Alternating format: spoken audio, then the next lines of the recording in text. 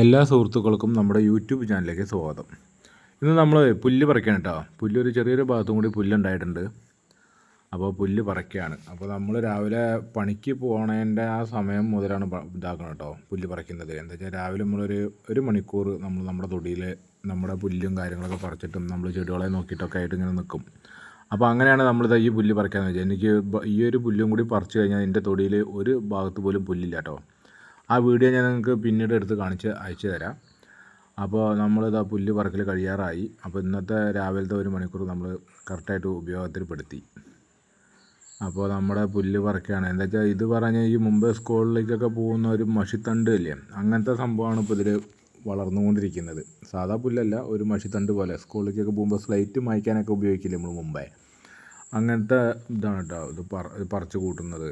എന്ന് വെച്ചാൽ അത് ഈ നനവുള്ള കാരണമാ തോന്നുന്നു നന്നായിട്ടത് വളർന്നു വരുന്നുമുണ്ട്.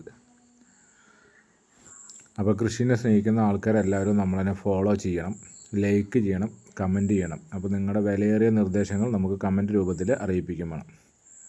കണ്ടോ, അപ്പോൾ നമ്മൾ പറിച്ച് കൂട്ടിയ പുല്ലാണ് ഈ തെങ്ങിൻ്റെ ചുവട്ടിലിട്ട് വെച്ചിറങ്ങുന്നത്. അപ്പോൾ ഓക്കെ, എന്നാൽ ബായ്. നമുക്ക് ഇനി അടുത്ത വീഡിയോയിൽ കാണാം. Okay, bye.